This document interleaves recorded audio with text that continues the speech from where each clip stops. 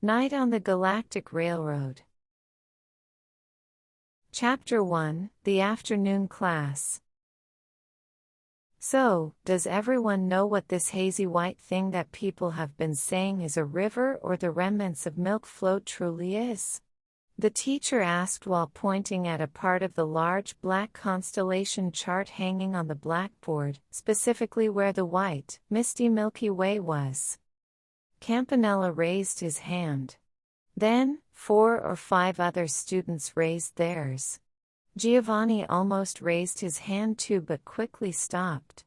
He had read in a magazine once that it was all stars, but lately, he'd been so tired in class and had no time or books to read, leaving him with a constant feeling that he didn't really understand anything anymore. But the teacher noticed quickly. "Giovanni, you understand, don't you?" Giovanni stood up energetically, but once he was on his feet, he found he couldn't answer clearly. Zanelli, sitting in front, turned and gave him a little smirk. Giovanni, flustered, turned bright red. The teacher spoke again. "If you closely examine the Milky Way with a large telescope, what would you see?" Giovanni thought it was stars, but again, he couldn't answer immediately. The teacher, looking troubled for a moment, turned his gaze to Campanella. "All right then, Campanella." Even though Campanella had confidently raised his hand, he too stood there hesitating, unable to answer. The teacher looked at him for a while in surprise, then quickly said, "All right, that's enough," pointing at the star chart himself. "When you look at this hazy white Milky Way through a large telescope, you see countless small stars. Isn't that right, Giovanni?" Giovanni, now crimson, nodded. But before he knew it, his eyes were filled with tears. Of course, he knew that. And of course, Campanella knew it too. It was something they had read together in a magazine at Campanella's father's study. Not only that, when Campanella read it, he immediately fetched a large book from his father's study, opened it to the section on the Milky Way, and the two of them gazed for a long time at a beautiful photograph of black pages dotted with white stars. There was no way Campanella had forgotten, but he hadn't answered on purpose, because lately, Giovanni had been burdened with work both in the morning and afternoon, rarely playing actively with his classmates or talking much with Campanella. Realizing that Campanella hadn't answered because he felt sorry for him made Giovanni feel unbearably sad for both of them. The teacher continued. "So, if you imagine that the Milky Way is really a river, each of those small stars would correspond to grains of sand or pebbles on the riverbed. And if you think of it as a river of milk, it becomes even more similar to the Milky Way. In other words, the stars are like little floating spheres of fat in the milk.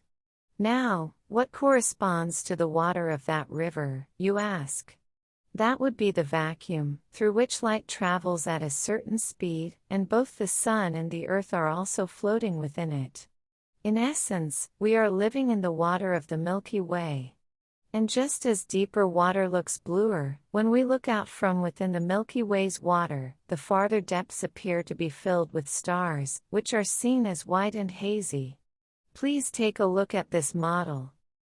The teacher pointed to a large double-convex lens filled with tiny glowing grains of sand. "The shape of the Milky Way is just like this. Each glowing grain is like a star that, just like our own sun, shines on its own. Our sun is roughly in the middle, and the earth is right next to it. Now imagine standing at the center of this lens and looking around at the stars. Over here, where the lens is thinner, you wouldn't see many stars, just a few glowing grains. But over here and here, where the glass is thicker, you'd see many more stars, and the farthest ones would appear faint and white. This is the current theory of the Milky Way. As for how large this lens is, and more details about the various stars, we'll discuss that in the next science class. But for today, since it's the Milky Way festival, I'd like you all to go outside and observe the sky. That's all for today. Close your books and notebooks. For a while, the classroom was filled with the sounds of students opening and closing their desks and stacking books. But soon, everyone stood neatly, bowed, and left the classroom. Chapter 2: The Printing Shop. When Giovanni left the school gate, 7 or 8 of his classmates were gathered around Campanella under the cherry tree in the corner of the schoolyard. It seemed they were discussing how to go pick karasuyuri, wild gourd, to make blue lanterns for tonight's Star Festival and float them down the river. However, Giovanni waved his hand energetically and left the school gate without joining them. In the town, the houses were preparing for tonight's Milky Way festival by hanging round-you leaf ornaments and attaching lights to cypress branches. Giovanni didn't go home but turned down 3 streets and entered a large printing shop. He took off his shoes and stepped inside, opening a large door at the end. Inside, even though it was still daytime, the lights were on, and many rotary presses were spinning, clattering rhythmically. People with cloth wrapped around their heads or lampshades on were working busily, reading out numbers and singing as they worked. Giovanni immediately went to the third tall desk from the entrance and bowed to the person sitting there. That person searched through a shelf for a moment and then handed Giovanni a small slip of paper, saying, "Can you collect all of these?" Giovanni took a small flat box from under the desk and crouched down in the corner of the room, where many lights were fixed to the wall. Using small tweezers, he began picking up type that was about the size of millet seeds, one after another. A man wearing a blue apron passed by Giovanni and said, "Hey, magnifying glass kid, good morning," which made 4 or 5 nearby workers smirk silently without even turning around. Giovanni, wiping his eyes repeatedly, continued to pick up the type. A little while after 6 o'clock struck, Giovanni, having filled the flat box with type, double-checked it against the paper he was given earlier and brought it to the person at the desk. The man took it silently and nodded faintly. Giovanni bowed, opened the door, and headed to the counter. There, a man in a white uniform silently handed Giovanni a small silver coin. Giovanni's face immediately brightened, and he bowed energetically, grabbed the bag he had left under the counter, and dashed out. He then whistled happily as he stopped by a bakery, bought a piece of bread and a bag of sugar cubes, and ran off at full speed. Chapter 3: Home. When Giovanni energetically returned home, it was to a small house in a back street. The entrance, with 3 doors lined up, had a small patch where purple kale and asparagus were planted in an empty box. The shades on the 2 small windows remained down. "Mom, I'm home. Are you feeling okay?" Giovanni said while taking off his shoes. "Oh, Giovanni, it must have been tough at work. It's been cool today, so I've been feeling much better." Giovanni stepped up into the house. His mother was resting under a white cloth in the small room right at the entrance. Giovanni opened the window. "Mom, I bought some sugar cubes today. I thought I'd put them in your milk." "Oh, you go ahead and eat first. I'm not feeling like having anything just yet." "Mom, when did my sister come home?" "Oh, she came back around 3. She did a lot of things around here." "Has your milk arrived yet?" "I don't think so. I'll go and get it." "Oh, it's okay, you don't need to rush. I'm fine. Your sister made something with tomatoes and left it here for you." "All right, I'll eat then." Giovanni took the plate of tomatoes from the window and began eating them together with bread. "Hey, Mom, I'm sure Dad will come back soon." "Yes, I think so too." "But why do you think so?" "Because this morning's newspaper said the fishing up north has been really good this year." Yes, but your father might not have gone out fishing. I'm sure he did. There's no way Dad would have done something so bad to end up in prison. The big crab shell and reindeer antlers he donated to the school are still in the specimen room. Even now, the sixth graders take them to the classroom during lessons. Dad said next time he'd bring you a fur coat made of sea otter. Everyone keeps telling me that when they see me, like they're teasing me. Do they say bad things about you? Yeah, but not Campanella. He never says anything like that. When the others say such things, he looks so sorry for me. Campanella's father and your father have been friends since they were little, just like you two are. Yes, that's why Dad used to take me to Campanella's house. Those were good times. I often stopped by Campanella's house on my way home from school. They had a toy train that ran on an alcohol lamp. If you put together 7 rails, it made a circle, and it even had poles and signals. The signal lights would only turn blue when the train passed by. Once, when we ran out of alcohol, we used kerosene, and the can got all sooty. Is that so?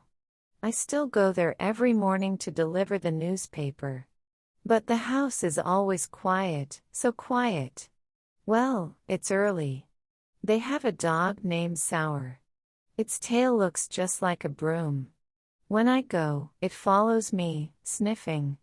It follows me all the way to the corner of town, and sometimes even further. Tonight, everyone is going to float lanterns made of black gourds down the river. I bet the dog will come too. Yes, tonight is the festival of the Milky Way, isn't it? Yeah. I'll pick up the milk and take a look at the festival on the way. All right, go ahead. Just don't go into the river. Yeah, I'll just watch from the bank. I'll be back in an hour. Stay out longer and have some fun. If you're with Campanella, I won't worry. Yeah, I'll definitely be with him. Mom, should I close the window? Yes, please. It's cool enough now. Giovanni stood up, closed the window, and cleaned up the plate and bread bag. He energetically put on his shoes and said, "I'll be back in an hour and a half," as he headed out into the dark doorway. Chapter 4, The Night of the Centaur Festival. Giovanni descended the slope lined with black cypress trees, with a lonely expression as if whistling to himself. At the bottom of the slope, a large street lamp stood, shining pale and grand. As Giovanni walked briskly towards the street lamp, his shadow, which had been trailing behind him like a ghost, grew darker and clearer, moving alongside him, lifting its feet and swinging its hands. I'm a fine locomotive. Since this is a slope, I'm moving fast. I'm about to pass that street lamp.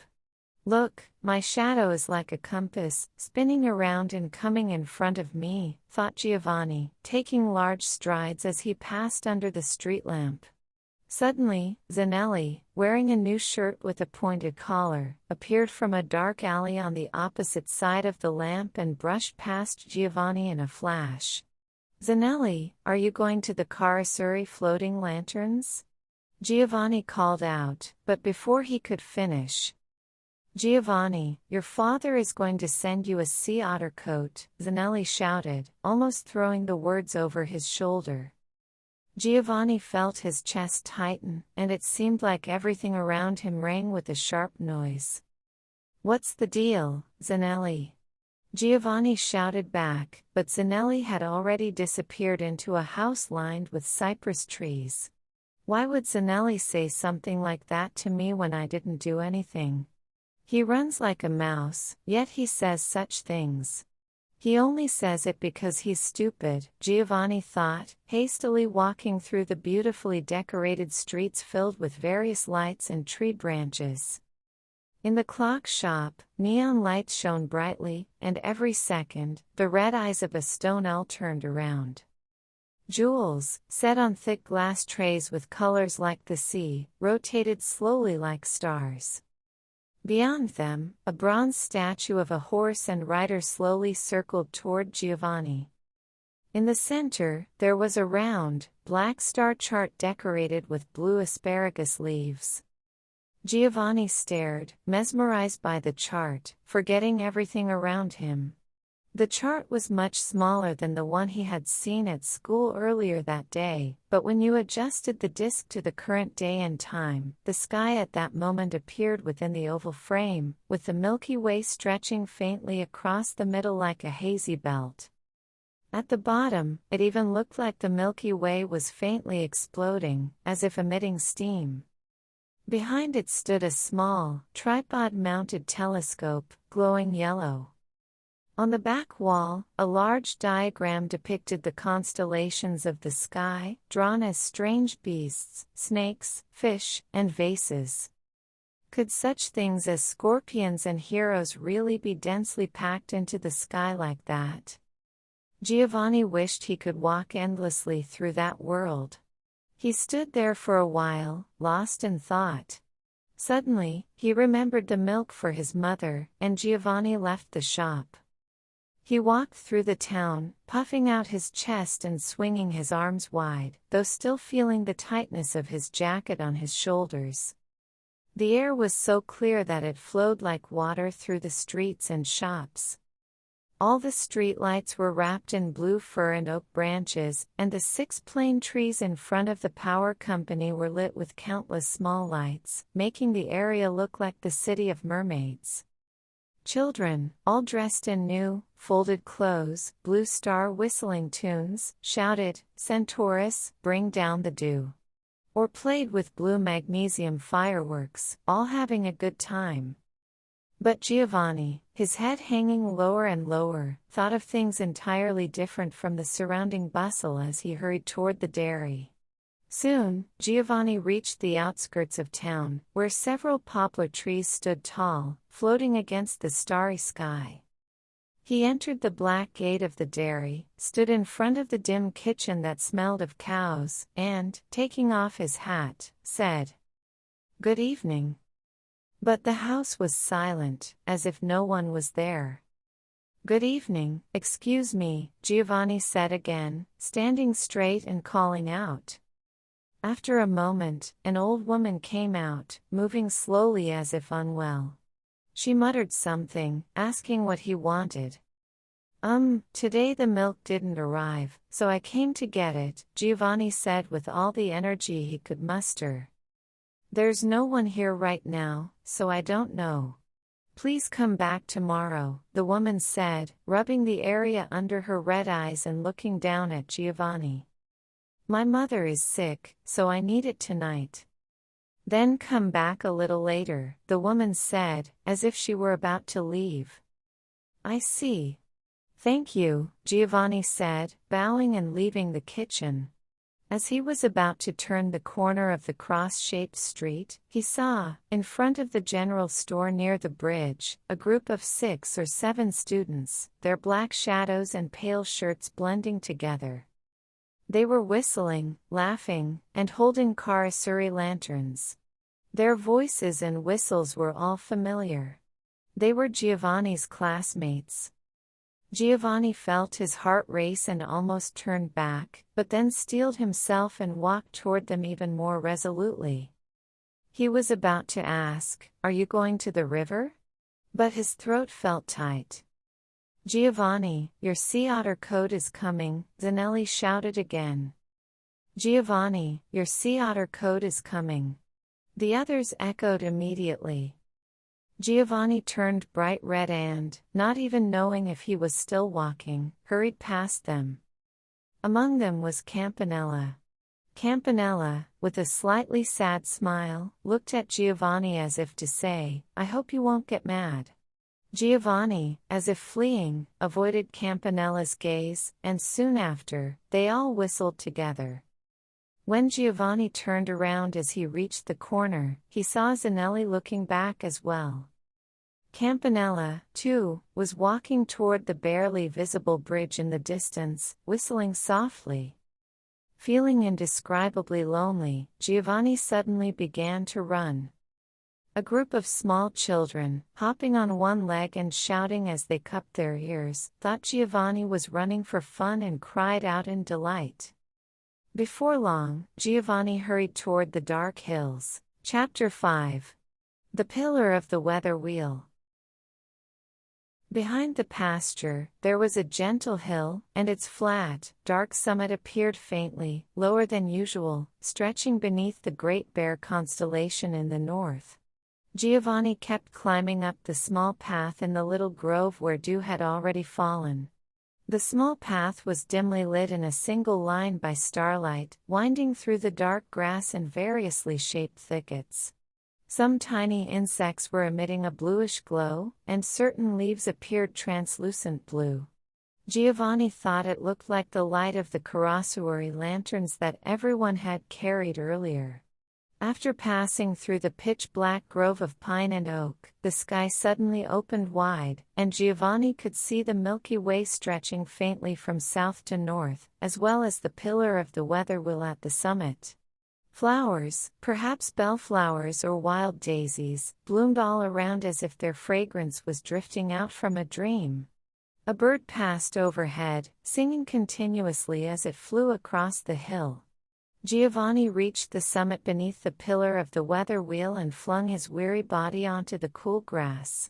The town lights glimmered in the darkness, resembling the scene of a shrine at the bottom of the sea. Faintly, Giovanni could hear the singing voices of children, whistles, and fragmented shouts. The wind howled in the distance, and the grass on the hill quietly swayed as Giovanni's sweat-soaked shirt was cooled by the breeze. He heard the sound of a train from the plain below. The small train's windows appeared as a row of tiny red lights, and Giovanni imagined the many travelers inside, peeling apples, laughing, and doing various things. This made him indescribably sad, and he turned his gaze upward to the sky again. Yet, no matter how much he looked, the sky did not seem like the cold, desolate place that his teacher had described. On the contrary, the more he gazed, the more it felt like a small forest, a pasture, or a field that stretched before him. Giovanni saw the blue Lyre star flicker, splitting into 3 or 4 parts, with its legs extending and retracting repeatedly until it eventually stretched out like a long mushroom. Even the town directly below him started to seem like a collection of stars or a large cloud of mist.